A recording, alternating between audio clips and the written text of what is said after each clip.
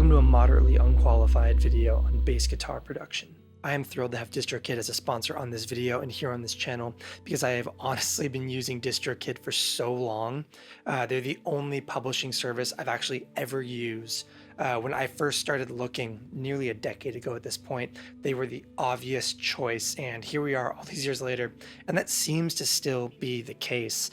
From the time that I joined up with them, I did so because it was the most cost-effective solution to getting my music online, and it also seemed in many ways to be the most hassle-free. And here we are 10 years later. Those two things are still true, but now they have a wealth of other services available to you that make overall quality of life, artist promotion, and everything else a breeze. One of the biggest wins that DistroKid has brought out is the ability to split revenue with collaborators on songs. If you've been on this channel for a while, you know I do songs where I will partner up with guys like Ambient Endeavors or Ambient Trash or Signal Path to work on music together. And having a platform that easily allows me to publish that music and split revenue with those artists for streaming profits is incredibly helpful. I don't want to have to think about that. I don't want those guys to have to think about that. A service that will just do that for me is invaluable. So DistroKid, thank you for sponsoring this video. And for those of you watching, if you use my link down below, you will get 7% off an already incredibly affordable yearly subscription to DistroKid. Thank you to DistroKid. Let's get into our bass tone. So this video is going to be titled something like A Guitarist's Guide to Producing Great Bass Tone or something like that. And that's a little bit disingenuous of me because even though I am a guitar player first and foremost in the modern context of me as a musician, I actually would consider bass to be slightly more formative of an instrument for me. I started on guitar as a teenager, but I made a pretty hard pivot to bass guitar pretty early on, and that's where I really cut my teeth and started playing live. Where I really kind of found that I did a lot of my major growth as a musician in my late teens and early 20s was as a bass player first, guitar player second. There was an era where I would have described myself as a bass player and not as a guitar player. I mean, having said all that, I'm clearly back in the kind of guitar first realm. I'm literally sitting in a studio right now where I'm surrounded by guitars. This channel has been largely a guitar focused endeavor for the lifetime I've been doing it. However, I think that the reality is I like bass more. I think bass is a more interesting and compelling instrument. I think writing bass guitar parts is way more fun and way more rewarding and way more interesting than writing great guitar parts. I think I just enjoy bass more than I enjoy guitar, so I'm glad to be doing this video. So having given you that background and that context, let's go ahead and talk through what we're going to try to accomplish in this video. We're going to talk some gear, we're going to talk some writing approaches, and we're going to talk kind of lowest barrier of entry for creating great bass parts for your songs, all the way up through kind of if you're going to really go after it, these are the pieces of gear I recommend.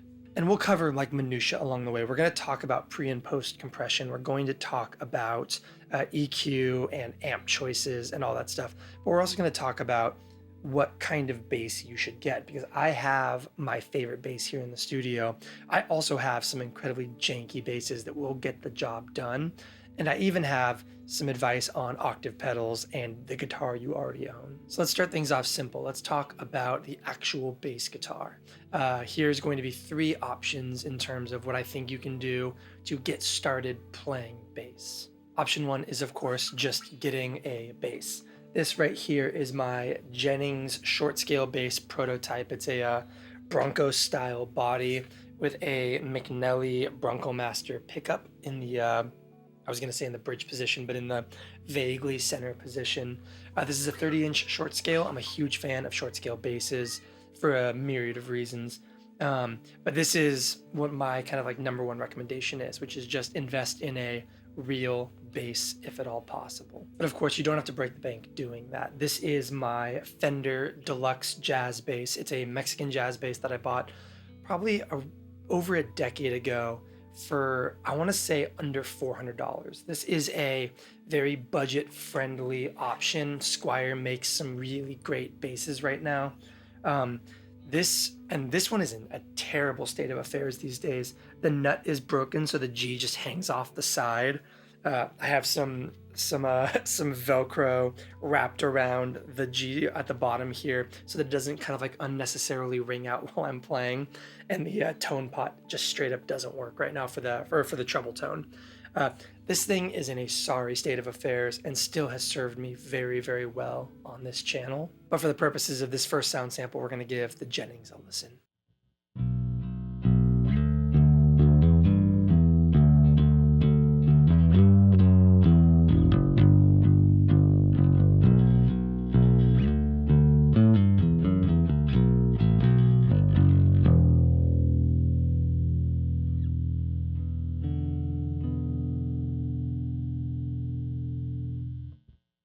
Option 2, and I think this might be an appealing option for a lot of you who watch this channel being predominantly guitar players, is something like the Fender Bass 6. This is my pawn shop Bass 6 I bought back in 2018 before the prices on these skyrocketed in an irresponsible level. The appeal for something like this is you are dealing with 6 strings tuned E to E, so effectively the exact same voicings and chord shapes and everything else as your guitar, but it's a 30-inch scale tuned a full octave down, and so you actually have a low E on this that is the same E as a proper bass guitar, but with the familiarity of a more traditional electric guitar style spacing and the ability to kind of also use it as somewhat of a hybrid instrument in between bass, baritone, and conventional guitar playing.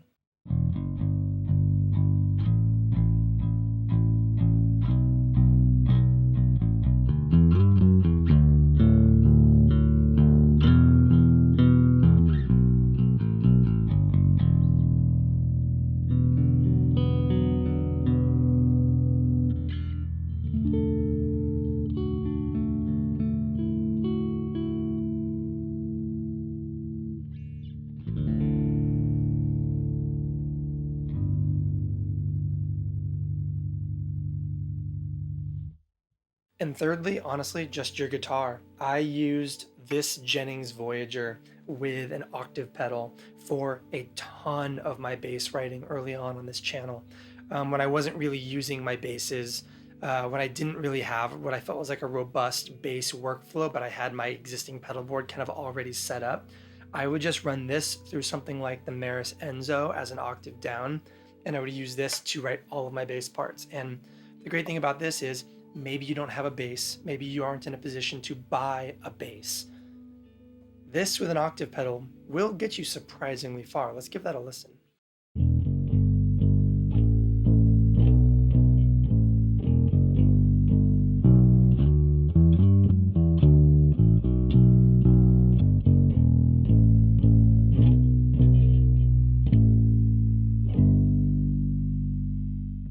So let's talk about bass tone. Guitar players are funny. If you ask 10 guitar players for their favorite Klon clone or Bluesbreaker clone or Tube Screamer variant, you're going to get 10 different answers.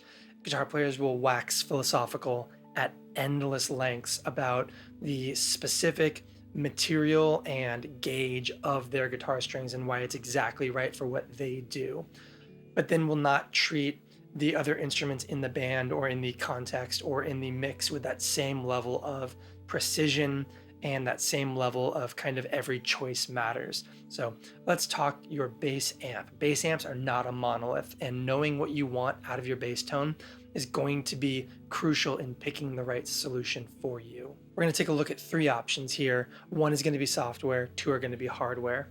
The software option is going to be UniversalAudio's SVT-VR, and for me that's because I use UA recording interfaces and a lot of UA plugins, and I also produce in Luna.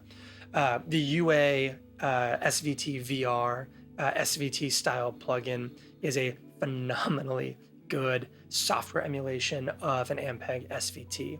The nice thing about this is you can plug directly into your interface. There's no extra hardware necessary, and then you just pull up a version of the plugin and you are good to go. So let's go ahead and give that a listen.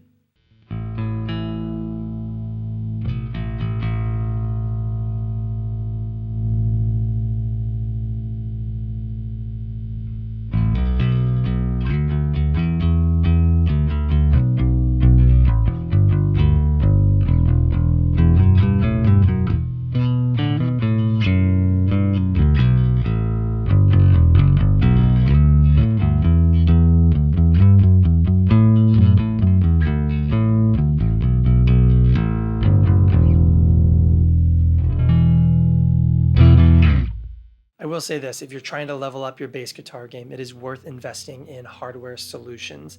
And in this video, I want to talk about these two absolutely astonishing pieces of gear. These are the Origin Effects Bass Rig Super Vintage and Bass Rig 64 Black Panel.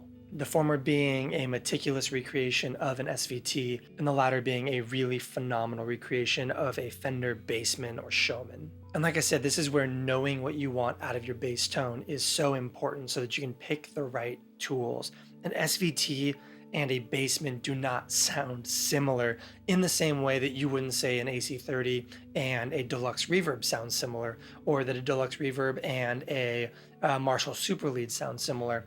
You are dealing with two entirely different voicings here that kind of like excel and have drawbacks in kind of complementary ways alongside one another.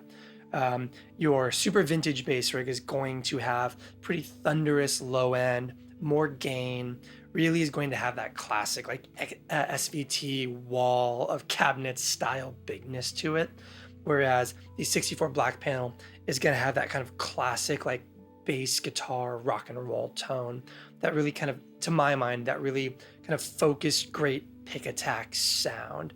On that intro song for this video, we actually use this particular one, but we're going to dig into both of them right now to kind of compare and contrast some sound samples. And it's worth noting as we go into this section, there are lots of different hardware options out there for you. You can do something like the classic, the Tech 21 Sans Amp, that kind of thing.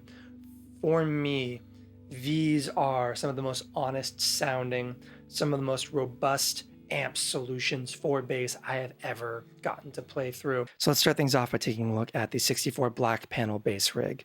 What I love about this one is that I would consider it to be a little bit more of a, I guess the word I would use would be like a focused tone, especially for the way that I have it set up, versus something like the Super Vintage bass rig, which is going to be kind of that classic Ampeg wall of low end kind of thing, that really kind of like iconic massive rumble.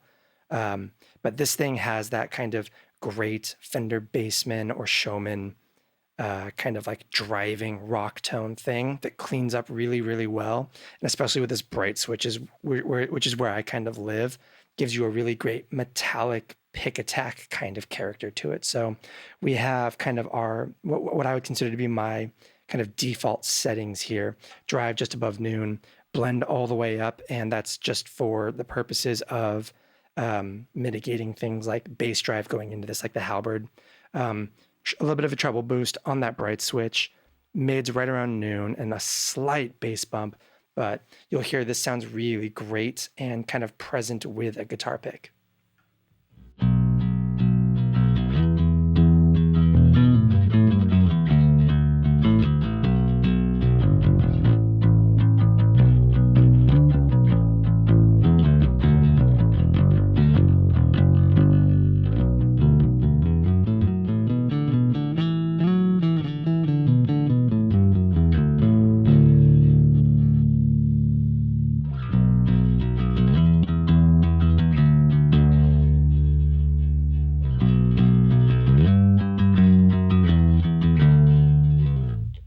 Yeah, I love that.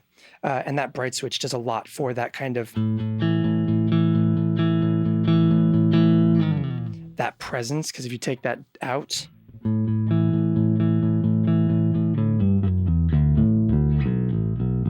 it gives you that much more balanced, will kind of sit farther back in the mix thing that can be really, really helpful.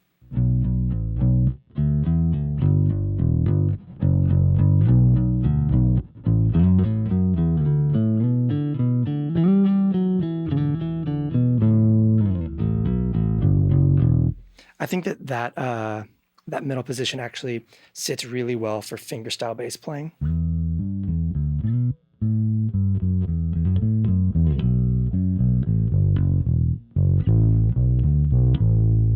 Let's bring up that output slightly.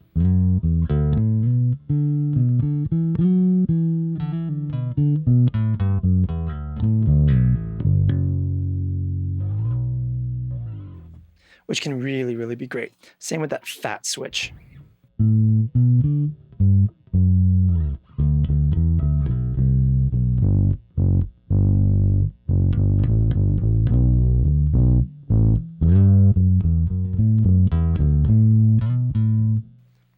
And with a pick, that fat switch can also kind of give a lot more like low end back to your like kind of like higher runs.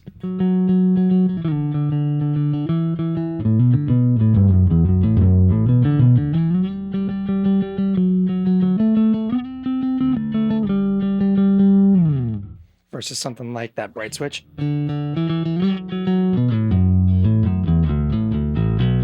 But for me, I love a little bit of that bass boost and that bright switch. That's kind of like where my sweet spot is.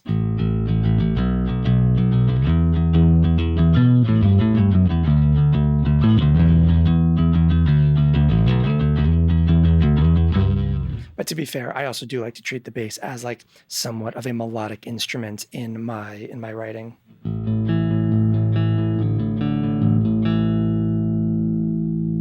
I really love the drive on this thing, and that's going to be really where this blend really starts to shine, in my opinion. Let's take that drive all the way up. Bring that output down a little bit just so we don't run the risk of clipping. So now, as you can hear, we've got a lot more of a fuzzy bass tone just within the bass rig itself. And to kind of clean that up a little bit, let's dial that blend back to kind of reintroduce some of our dry tone.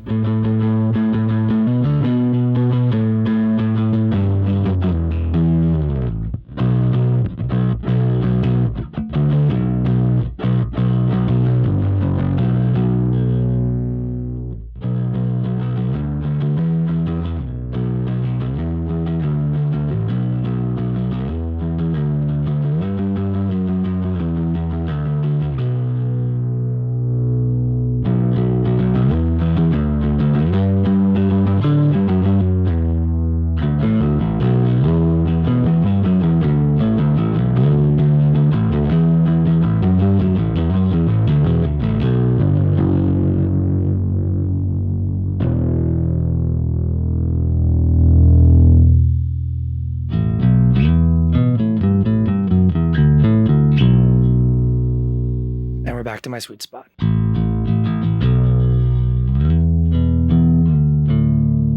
So like I said, this is a great option if you want something that will kind of sit as a punchy kind of center presence of your mix. You don't necessarily want that kind of like wall of rumble, but you do want kind of that like slightly more focused bass tone. I think focus is the word I would use. And let's of course touch on that tweed really quick, which totally changes the voicing of this amp.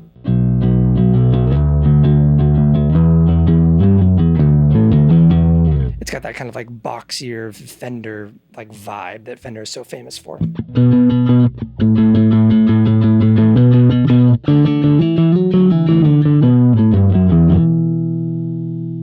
Cut out a little bit of that mid-range to give some clarity back in.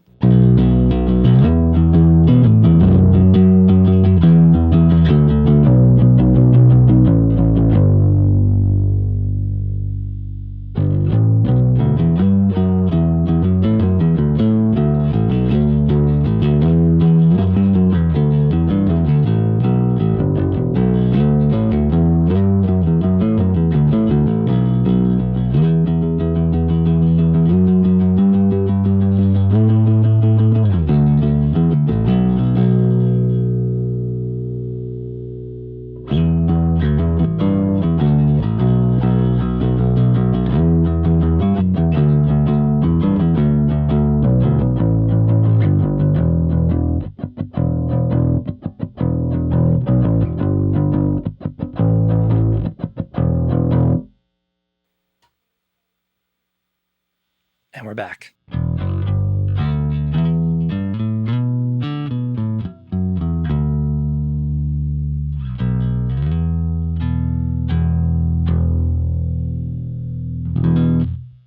Love it. So now let's take a look at the BassRig Super Vintage. And as you can tell, this is a totally different beast than the black panel, even though the knob configuration is the same and everything kind of below this line is the same kind of stuff. And we'll talk about that stuff in just a second. This is a completely different beast. This is a recreation of an SVT amp stack, and it sounds gigantic. you'll hear right off the bat, this is kind of my go-to sound with this one, which is going to be relatively similar to the way that I set up the black panel. And that's just because I have a specific style of bass playing. But you'll be able to hear in just a second that it immediately sounds thunderous in a way that the 64 black panel kind of traffics in a more of a focused range. So let's give it a listen.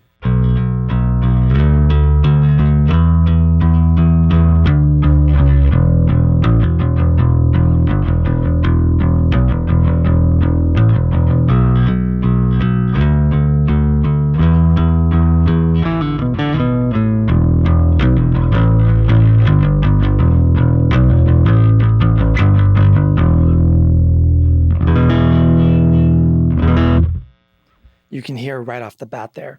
This sounds a lot more, I guess wide range would almost be the term. You've got more high end, more low end, a little bit more of a sparkle in that treble space. And to be fair, we're on the ultra high setting up here. But like I said, a lot more of like a thunderous low end. There's a lot more aggressive bass response in this one, in my opinion. It has that Ampeg really like great wall of sound, instantly huge sounding bass tone that I really like. And that translates really well to a lot of articulation when playing fingerstyle as well.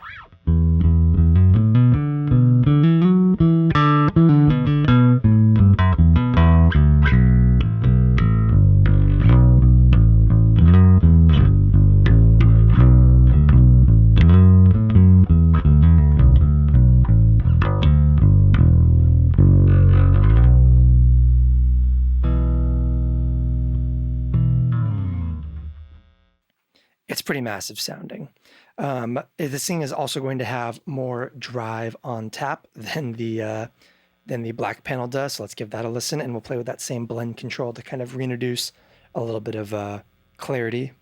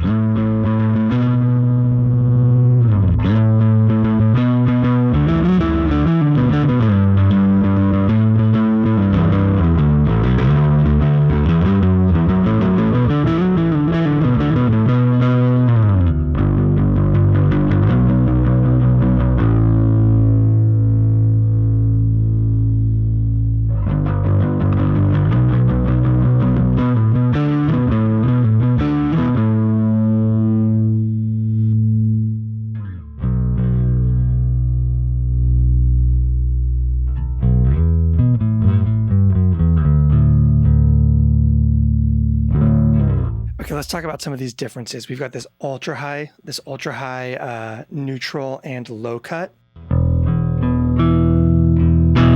Ultra high is going to have that super present sparkle to your bass.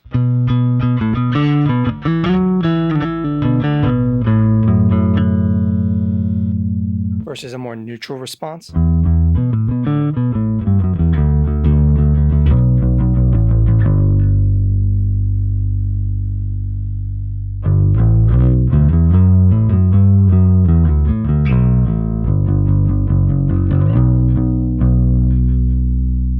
And then your low cut, which is just going to give you some, it's going to de-mud the bass a hair.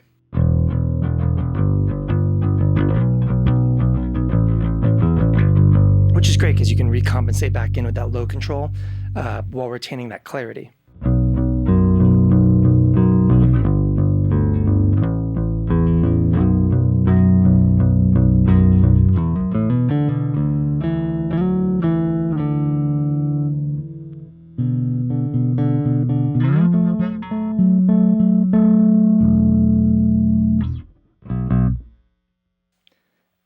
Let's go back up to that ultra high. Let's go to the neutral for now. The real standout kind of super high value piece on the super vintage, in my opinion, the thing that makes it such a strong contender. And the reason that I have so much trouble picking between it and the black panel, despite the voicing on the black panel kind of feeling like the more natural, kind of garage rocky, punk rootsy thing that I like, is going to be this mid-range control. You have a static mid-range control on the black panel, which is basically you're boosting and cutting a set mid-frequency band, whereas on this one you have a switchable mid-range toggle here between 800, 220, and 1K. So let's start with that 220.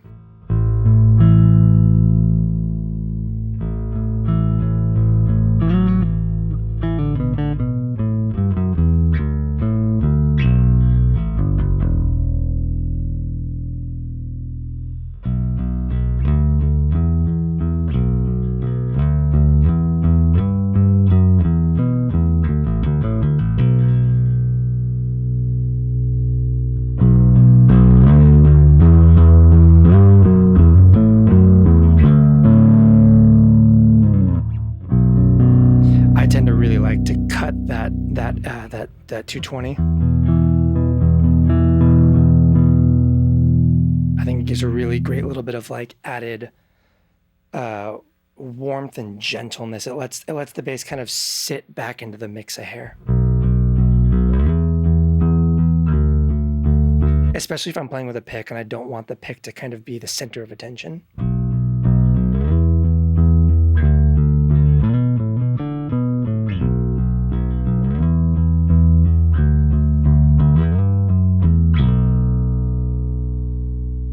We've got our 800, which, as you can hear, is going to reduce a lot more presence as you cut. But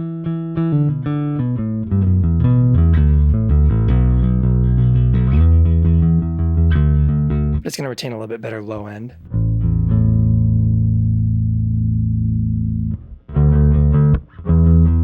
And it's going to give you the option of adding a little bit of honk, is I guess the word I would use when you really start to boost it up.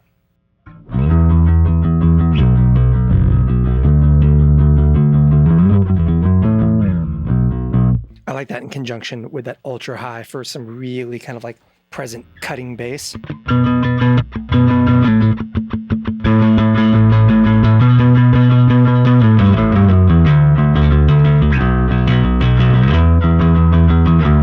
That's a little exaggerated, but if you just take it a hair above noon like that and pair it with that ultra high, you really can kind of make that pick attack something that really jumps out in the mix.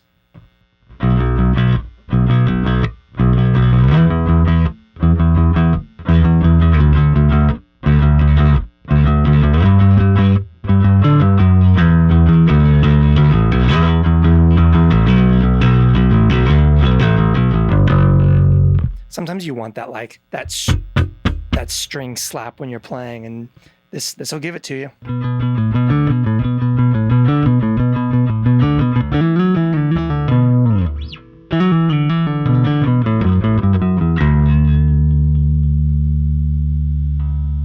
And then you have that 3K. I think I said 1K earlier because my brain is melting this week, but it's 3K, and it will get present.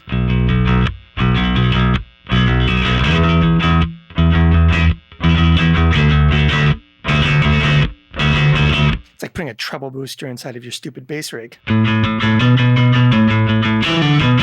don't know why you would want this sound, but I guess if you're doing something like super like artsy and inaccessible.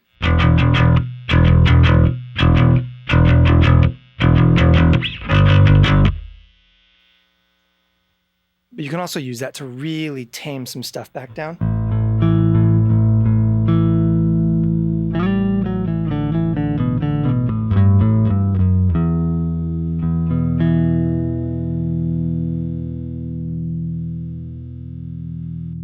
Back to that neutral position.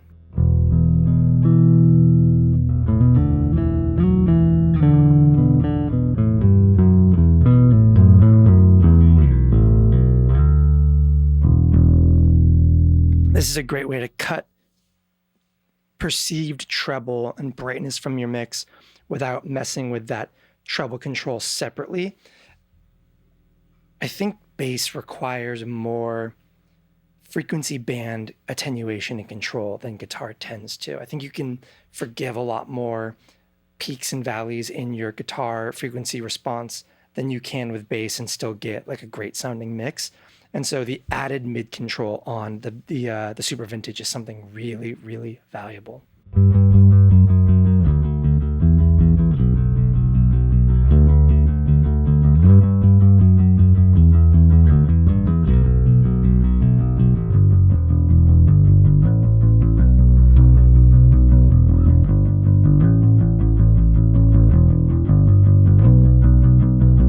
I mean, you listen to that with that 3K cut.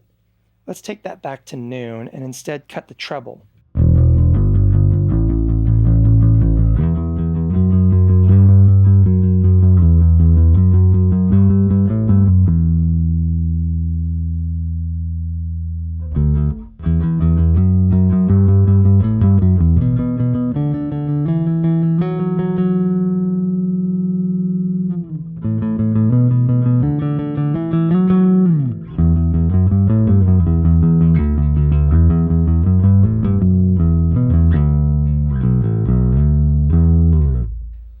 There's a subtle difference there, but there is a valuable difference there.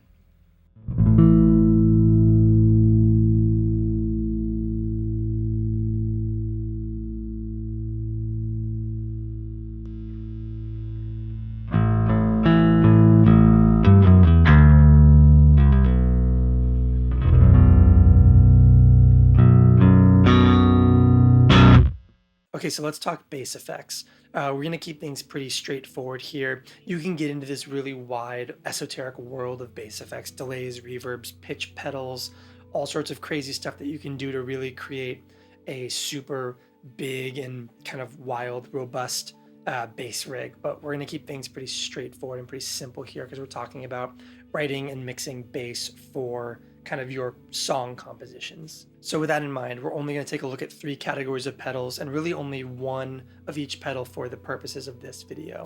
We're going to take a look at compression, we're going to take a look at drive and EQ.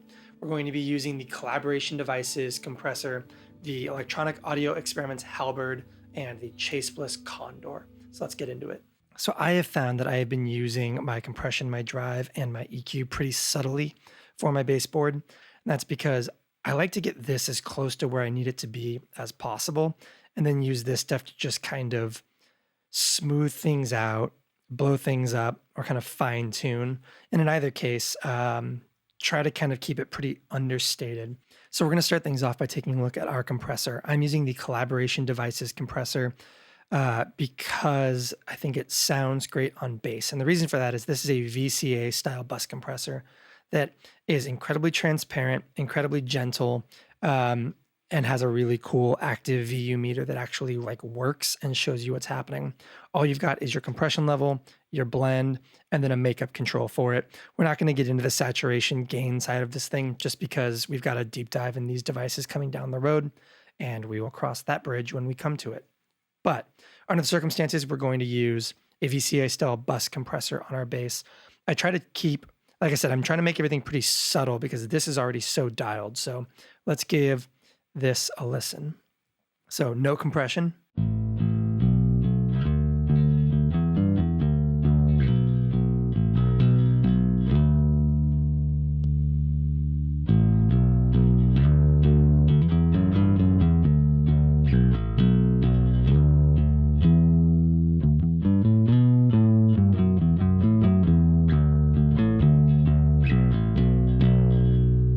What's great about this is I've got that blend pretty low, but even if you kind of take up that makeup and that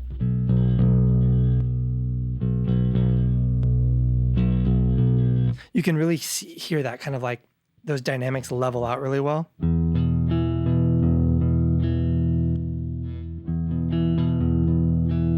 Kind of from soft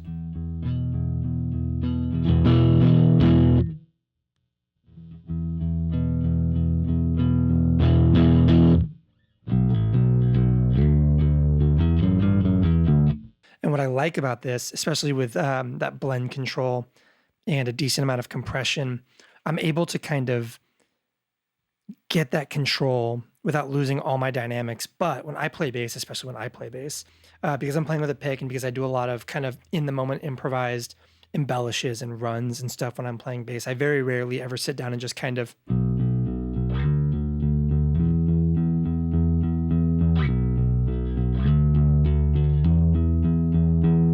it's almost always, you know,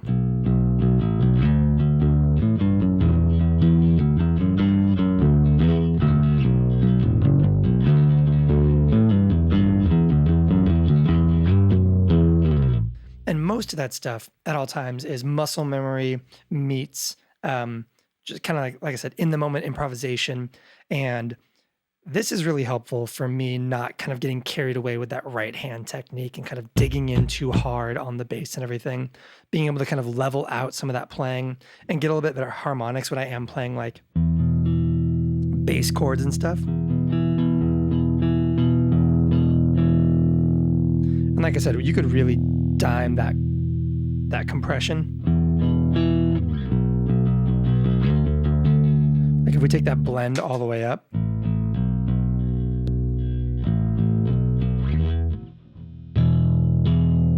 you can really hear we're getting a lot of compression there.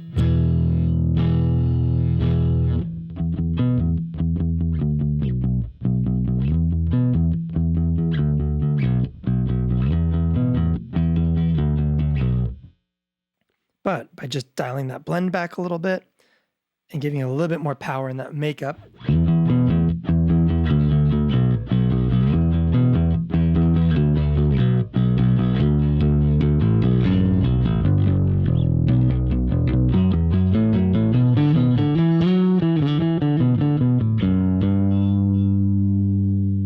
and of course, I would never actually run the compressor level that aggressively on this thing personally.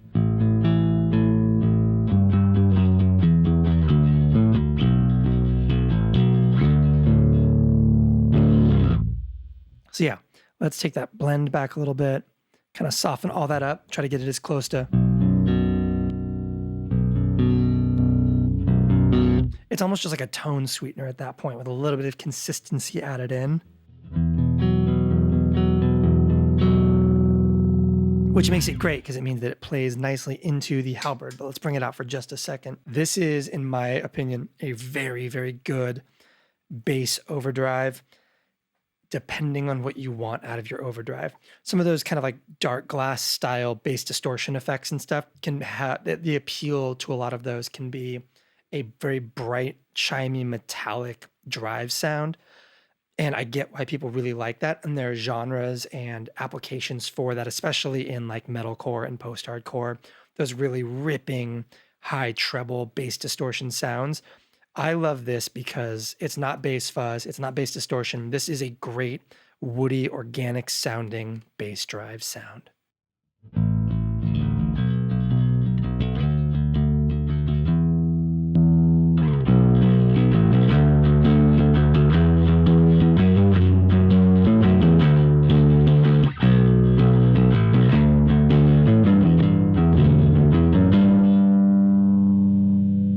If we want, we can get a little bit more clarity out of that tone.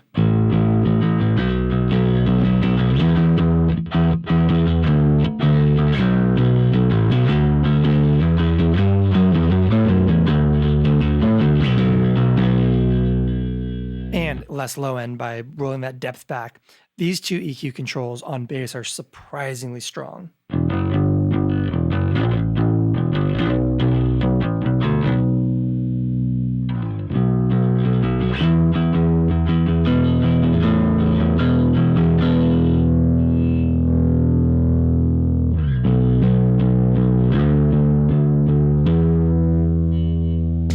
Bring that compressor in.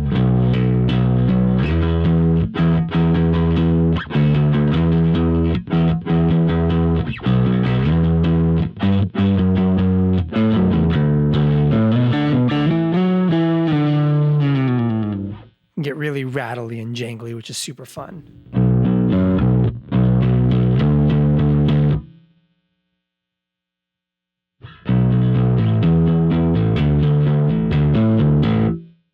Yeah, I mean, you heard on that intro song, like the verses being that kind of more and then jumping to that.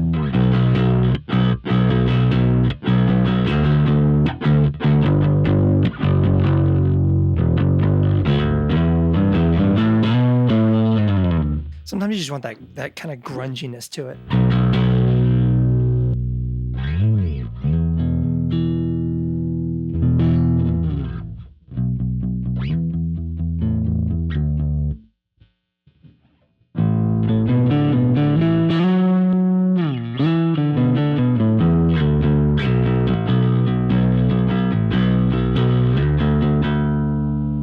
Yeah, I love that. You can get a lot more gain if you jump to one of the other voice controls.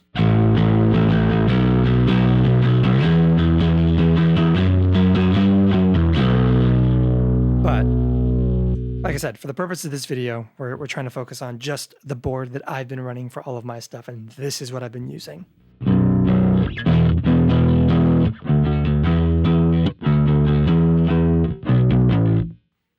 I love that, like, woody tone.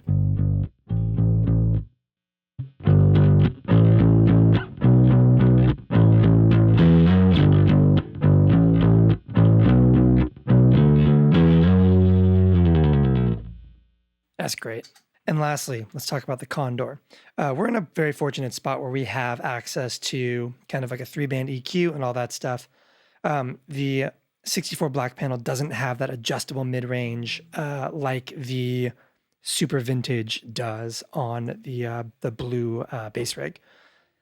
But if you're in a position where you don't have a full EQ or just not enough of the right EQ, or you just need an additional stage for EQ, because that's a valid thing as well, it can be incredibly useful to have something like this on your board for just some additional fine tuning. For context, if you haven't used the Condor, this is a filter, and then these are EQ controls. So you want this to be wide open, and then these to be kind of at noon for the flattest response.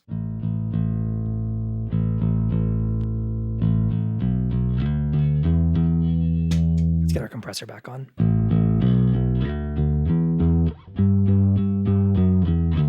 What I love about this too is you've got volume and gain. So that will actually kind of like inform how much frequency you're boosting or cutting differently from one another, which is really cool. You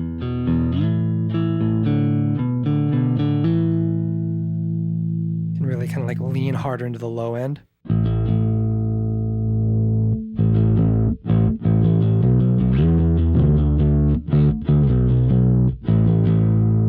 With different voicings for it.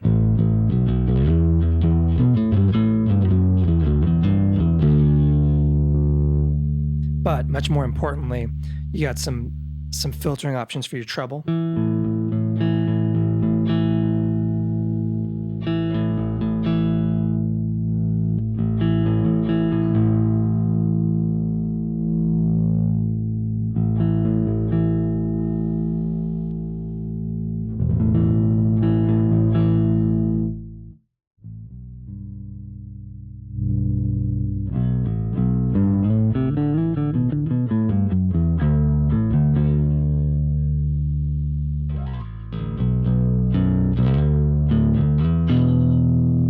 But most importantly is this mid-range control.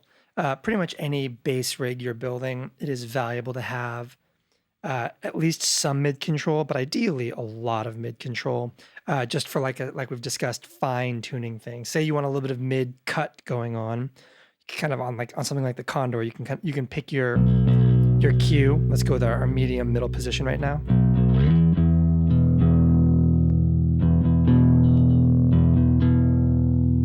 Slight mid reduction.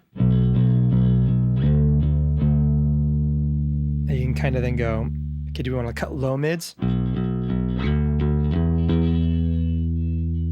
find exactly where you want them gone.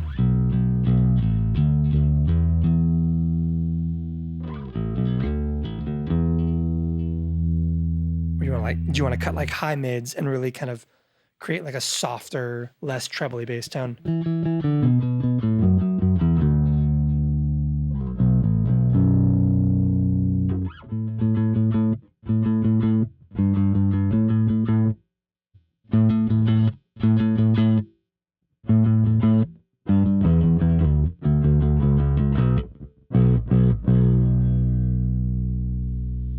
conversely, boost them, get really, really narrow with your cue.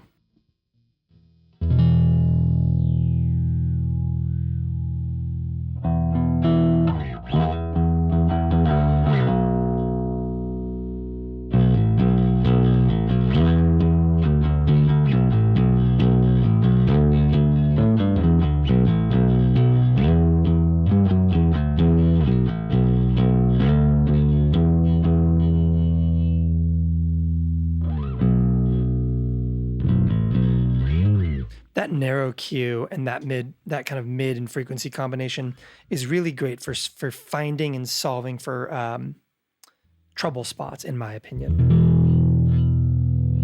Kind of like, what I like to do is max out my mids and then sweep for like the least pleasant frequency.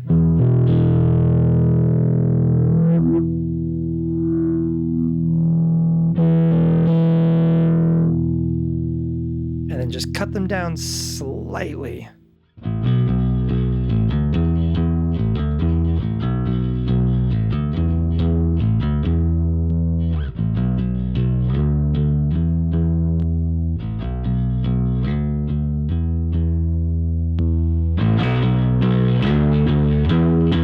Especially with a bass drive, because bass drives can be so finicky. Using an EQ after your drive to really kind of land the plane, so to speak, kind of clean up everything that, like, because you get a lot of good out of your bass drive, but you might get a little bit you don't love. And this is a great way of making sure that you don't lose too much of what you needed in favor of what you wanted.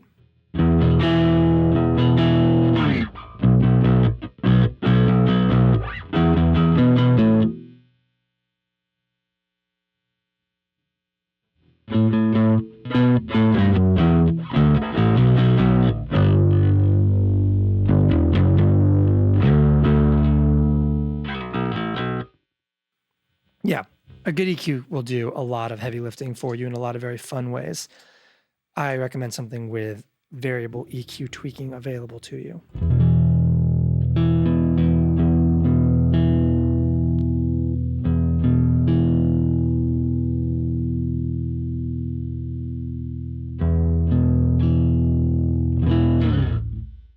So I think that's everything we have to cover in what I'm considering to somewhat be a Bass 101 video. We'll talk more about kind of the approach to writing parts, how I kind of structure bass within a mix in a future video. If that's something that you would be interested in, if you want to hear more of these kinds of tips and tricks, deeper dives into specific parts of the workflow, please let me know down below. It's hard to really judge what aspects of these kinds of videos are going to be the most valuable before it gets out into the world. So if you have any input on what you'd like to hear or see from a video that kind of further dives into this topic in the future, please let me know down below.